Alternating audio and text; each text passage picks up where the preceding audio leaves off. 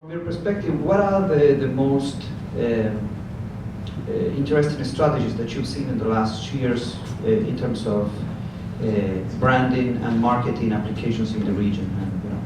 And any can jump in. I'm sure that the best way to acquire customers in any business is acquiring customers by quantity.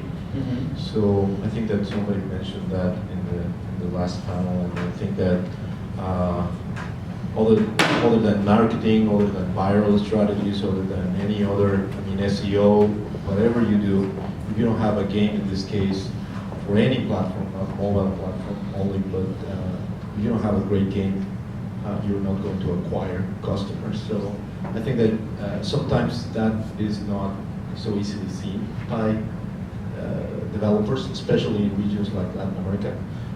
Electronic Art, I'm from Mexico, I'm original from Mexico. I've been working in Mexico in video games since 15 years ago. I've been involved in the development community since 2004 or 2003. And there's still no jump in quality when it comes to game development, local and regional game development.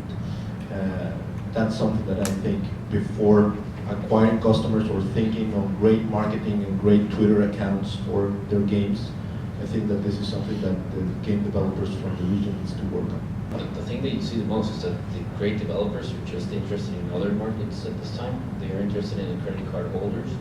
And as Max was saying, they're riding the wave right now. They're being very popular on the credit card, and on the credit card side. So what we have right now for Latin American markets, which are the prepaid users, that are the ones that don't have credit cards, are basically all the games that are just, the past games. We have, it's like going to a Blockbuster to rent a movie. You won't get the movie from the movie theater. That's the thing.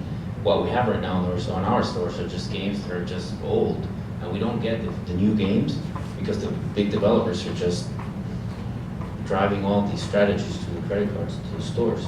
However, I've seen big opportunities with these games, with things that you can do with the telcos, and you can discuss some things. For example, there is a very low internet penetration in our countries, and the way to beat it is to ask the operator to put zero cost-based IPs, so the users can actually download the games and play them without having internet, for example. That's one thing that gets it very popular. However, there are some other things that we haven't discussed, and that's basically the revenue share thing. That it's something that the developers and the operators keep on fighting over it.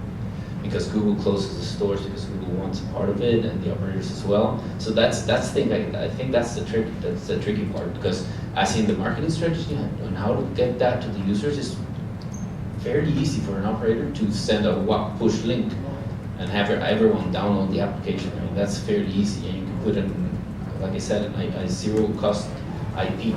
I just think it's something that we haven't discussed. The developers are interested in something else right now. And what we have is what the market left. Not always, but the losers are, when we lose is when we don't have the game, basically.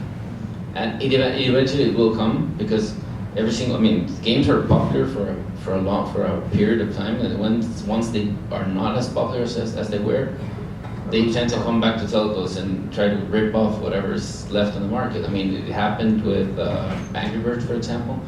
At the time when Angry Birds was at its prime, they wouldn't even look back at telcos. Now, which is just a different time in the market, now they're looking back at telcos and saying, hey, remember the discussion we had? Now I want in. So it's kind of I would say that every single game that's out on the market eventually will come to the telcos at some point.